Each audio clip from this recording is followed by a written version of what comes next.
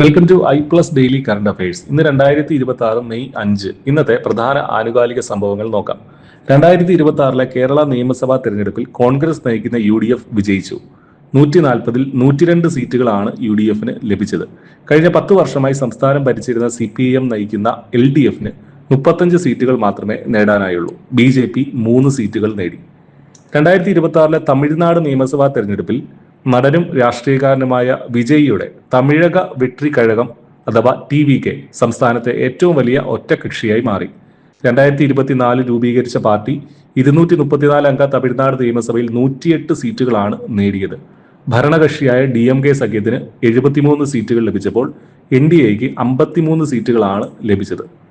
പശ്ചിമ ബംഗാൾ തെരഞ്ഞെടുപ്പിൽ BJPക്ക് വൻ ജയം. നിയമസഭയിലെ 293 സീറ്റുകളിൽ 206 എണ്ണം BJP നേടി. ആദ്യമായി സംസ്ഥാനത്ത് സർക്കാർ രൂപീകരിക്കാൻ BJP ഒരുങ്ങുകയാണ്. 15 വർഷം വെസ്റ്റ് ബംഗാൾ ഭരിച്ച തൃണമൂൽ കോൺഗ്രസിന് 80 സീറ്റുകൾ മാത്രമേ നേടാനായുള്ളൂ. BJPയുടെ നേതൃത്വത്തിലുള്ള NDA അസമിൽ തുടർച്ചയായ 3-ാം തവണയും ചരിത്ര വിജയം നേടി. 126 സീറ്റുകളിൽ 102 എണ്ണം NDA നേടിയപ്പോൾ കോൺഗ്രസിന്റെ നേതൃത്വത്തിലുള്ള ASM അലയൻസിന് 21 സീറ്റുകൾ മാത്രമേ നേടാനായുള്ളൂ. മുഖ്യമന്ത്രി EN രംഗസ്വാമിയുടെ നേതൃത്വത്തിലുള്ള ഓൾ ഇന്ത്യ NR കോൺഗ്രസ് നയിക്കുന്ന NDA പുതുച്ചേരി നിയമസഭയിലെ 30-ൽ 18 സീറ്റുകൾ നേടി വീണ്ടും അധികാരത്തിലെത്തുന്നു. DMK, കോൺഗ്രസ് എന്നിവരടങ്ങുന്ന ഇന്ത്യ ബ്ലോക്കിന് 5 സീറ്റുകൾ മാത്രമേ നേടാൻ സാധിച്ചുള്ളൂ. ഡെയിലി കറണ്ട് അഫയേഴ്സ് ലഭിക്കാൻ ഇപ്പോൾ തന്നെ ചാനൽ സബ്സ്ക്രൈബ് ചെയ്യൂ.